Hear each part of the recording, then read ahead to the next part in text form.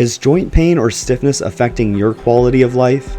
I personally suffered from knee and lower back pain from my training and hobbies. Since I started taking a scoop of Native Path's collagen every day, I noticed a significant improvement in my joint health. I am able to do more things I enjoy with those I love and care about. I personally recommend everyone try Native Path's collagen for joint recovery and for a variety of other health benefits. Native Path has generously offered all of our listeners 15% off by simply entering the code AISA15 at checkout. That's code AISA15 for 15% off your entire purchase. All of Native Path's products are high purity, organic, grass-fed, and clean. So check out all of the great products they have available at their website, nativepath.com. So we want to welcome Charlotte Brynn to the AISA Health Podcast. Charlotte, how you doing?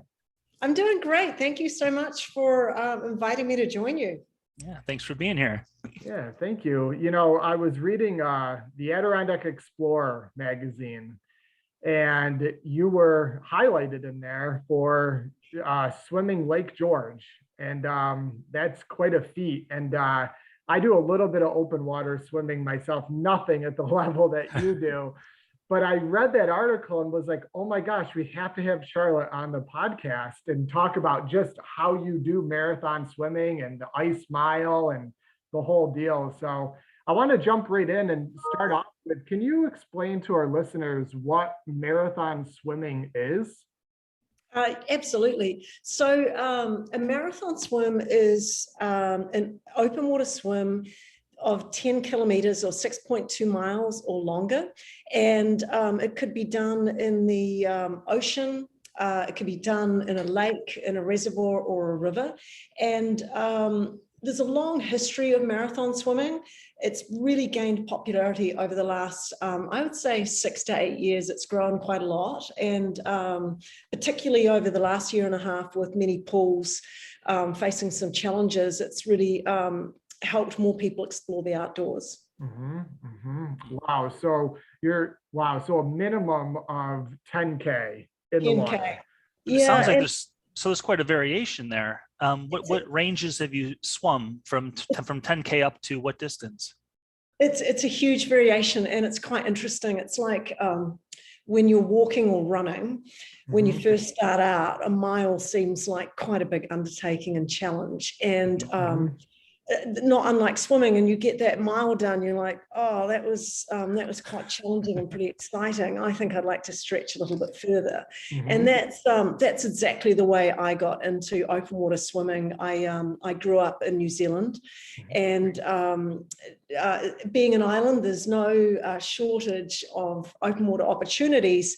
And I actually started getting into it. Well, as a wee kid at 5, I would run to the local pool every day before school just to play and hang out. And the pool, if you can believe it, was right by the beach. So it's natural to venture out there. And I think my open water swimming sort of started by swimming out to moorings to pull off mussels and crack them open with a knife and eat them. And in my adult years, it started with triathlon in New Zealand, which would be a 500 meter to a mile and a half swim. And when I moved to Vermont about 21 years ago, I did a swim in Lake Placid, New York, on a lake, and I quite liked that. I thought that was quite exciting. And at the end of that year, I thought, I think I'd quite like to do something a little bit longer. And I came across the Lake Champlain crossing, which was run by the YMCA. And it was an 8 mile. And in my mind, that was a mind-blowing undertaking. And compared to what I do now, it really, that's kind of a training swim. You know, that's a little Sunday afternoon, that little zip. I live up on Lake Nymphomagog, and I'm actually looking up at the Canadian border right now, which is 3 miles away, just over 3 miles. So for me, an 8 mile swim is a little zip up to the border and back. Wow. So you jumped from a mile to 8 miles. Is that right? Or yeah, no? I don't do things small. I guess not. I'm like And I've got this mentality, actually I love it really, and it gets me into a bit of mischief, and it's pretty much act now and think later. So it's like, oh, that 8 mile sounds good. And then of course you go into the preparations, and it's not, you don't go into it without preparing and doing your homework, not just in swimming, but on dry land as well. And when I got into the training, I was like, this is quite a lot. And, but so that's a long about answer to let you know that I started in a shorter distance with a 2 mile cable swim. As a kid, I just swam for fun and to get to destinations.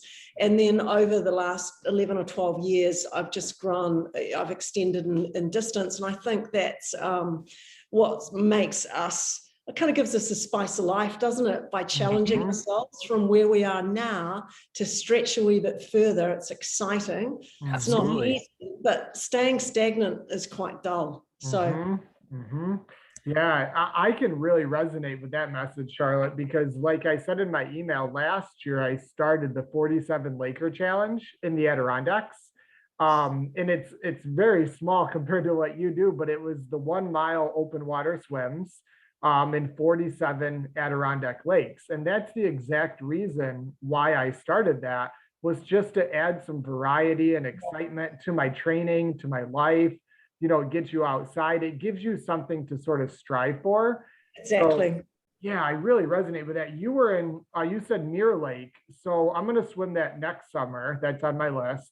Yeah. And then I did, my last swim of the last season was Heart Lake in Lake Placid. It's a very small lake, but it's right there, probably a 15-minute drive from Mirror Lake. So yeah, it's such a beautiful area. And, you know, there's no lake that's too small. I know. Yeah, that's true. That's You true. know, there's no lake that's too small. And the big appeal is the open water swimming. There's so many variables. You can't, it's a great mental training tool in that you can't control so much. You have to really learn to be flexible in your mind and expect that what you can expect is the unexpected, and being able to adjust and digest challenges. And, you know, for some people, hitting waves or wind or rain or snow, whatever it is just, it's just a game finisher for them. And if you go in with the mental attitude that I'm going to embrace all the challenges coming at me, and part of my goal is going to be keeping an even temperament and calm and relaxed, and it is incredibly uplifting to power through some of those things and embrace them. So I tend to swim when Mother Nature gets a bit stroppy. I tend to get a bit of a giggle and go, all right, well, game one, what do you got? I can navigate some of those waves, come on. And it's really fun, actually. Yeah, I follow your Instagram, and you are out there in some tough conditions, and you're like excited to go chase the storms or the waves and the wind. And I'm like thinking, oh my gosh, it would be the day I would not swim. Yeah, it's like earlier on in my swimming, you know, I was one of those swimmers, and I had to learn the hard lesson of just training and hoping for the perfect day, and it doesn't exist. And if you're going for that, you're going to have guaranteed disappointment. And so it's really about making the day and making it good for you. And so I'll get out there, some of those, you know, some of those Instagram shots, that wind is just barreling out there, and you look down and you're like, give a little golf, and you're like, well, all right, come on then, in we go. And it's extremely satisfying, and I love an adventure. I just love adventuring. Like, an adventure to me is something that makes you stand up and display some grit and have to, you know, really dig in to get it done, which is, you know, and it's always a balancing act between safety and pushing yourself to the limit. I was going to comment on, because you had said the ability to stay calm, right? Like in those different situations, like the tide turns or the wind or rain starts, or you start to fatigue faster than you thought. Swimming, what I have found, and that's one of the reasons I really like swimming also, is because it's not like you can simply tap out, right? You can't in most cases, you're out in open water, and you have you have a spotter or a swim buoy or something, but it's not as easy of a decision. Like if you were at the gym and you got tired in your workout, you would just stop and go home. Yeah. Swimming is like, yeah, and I've had a handful where I'll turn the half mile mark and I'll head back, and the tide is different. And the wind is, the waves are hitting, and I'll hit a mindset where I want to quit. I'm like, Yeah. this just sucks. I feel like I'm in slow motion, I'm fatiguing. But I'll tell you what, I'm learning, and I need a lot of help with this, but I'm learning to calm my mind in Yeah. those situations Yeah. and readjust the strategy and be very calm and collective. And I don't know, that takes experience. So Yeah, and you're doing, I mean, you're doing amazing with it too. The first thing is recognizing that your mind and your body are going to a place where you're anxious. And there's a couple of things with that is you don't perform as well. Your energy levels are lower. You don't tolerate colder water as well. And you're certainly not heading into your performance zone. So in some of my more challenging situations, and I think it's okay to identify that things are hard, whatever they are in your life. I think it's okay to say, look, you know, this is challenging. And then I kind of take a little bit of an eval of myself and my situation. And, you know, I'll identify what might hurt or what my challenge is, and then I'll home in on something that is a positive for me.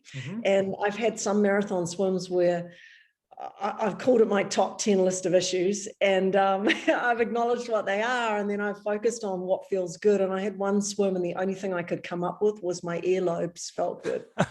And wow. I went for about 15 miles with, wow, my earlobes, they're feeling really good under my cap. And it worked, you know, it definitely worked. And there's one thing for sure, is that panicking is never going to end well. Certainly not in whether you're racing, your event, whatever it is, and how you interact with others as well. And I think it really tells a lot about a person on how they behave in a stressful situation. And in the water, and it really, Josh, what resonates with me, what you were saying about on the way back after your turn, wanting, you know, having times where that subconscious is saying, look, Josh, you know, come on, let's pack it in. And it's when you're out doing an open water route, and there are times where there may not be an option to get into a boat or to crawl onto shore, and you look to where you've got to go, and you realize pretty quickly that you have to get yourself out. Yeah. And it starts by taking the next stroke. Yep. And then the next stroke, and then the next stroke, and then you start making some progress. And I think that's quite an empowering thing, to understand that you can't, I mean, it's great to have support and help, and there are a lot of help. You have a lot of help in open water swimming, and there are a lot of things in life where we have to do it ourselves. You know, we've got to get ourselves out of our own pickle, and I think open water is a really good education in that. Yeah, I have definitely learned that. Yeah, go ahead, Andy. You've done a lot of 25-mile swims. What's the longest distance that you've done? Do you have a favorite distance? I don't know that I can answer a favorite distance, because it sort of comes down to the swim. Oh, actually, I guess I can. Like 15 miles is very manageable. That's something that, like, if I've got a 15-mile swim tomorrow, I'm pretty much doing my regular deal. I might have had a bigger swim yesterday, and it won't be a concern for me. My longest swim is 32 miles, and that was Lake George. So that was my longest. Oh, okay. And I think what struck me about Lake George was the wind changed before we started, so we changed the direction of the swim. I saw that. Yeah. We ended up driving up the lake, and it was getting dark. It was you know, the wind was heavy, stronger than predicted, and it was starting to rain, and I'm in the front seat, bundled in my down jacket and hat, because one of my deals is staying warm as long as I can before I get in the water. And the crew and great people with me, they're chatting away up, driving up the lake, and I've started to strike me how long the drive was taking. It's like 40 minutes still going. And I was very, very lucky that I'd studied the lake quite a bit. I'm quite into history and geography, and I really like to learn a lot about where I swim. And it was a very dark night, but it was clear and the stars were quite bright, and I could make out some of the lines of the hill, like Anthony's nose and certain ridge lines, and it was really neat. I sort of checked things off as I went down. So that's the longest one, and certainly the longest time. That was right under 18 hours. And when you say to people, they ask how long it was, and I said, well, think of it this way. You went to bed at night, you got up and you had your breakfast, and then you went to work, you had lunch, you came home and you had dinner, and then you probably went to bed again. That's how long it takes. I wanted to interrupt this amazing podcast with a brief message about one of our sponsors, Lombardi Chiropractic in Oneida, New York. Nearly 65 million Americans report suffering from back pain, and I used to be one of them.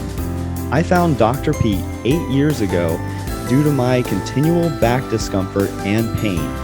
As an active athlete and someone who likes to play hard, I was frustrated when my sessions in the gym started to regress, my sleep went downhill, and I had no idea why.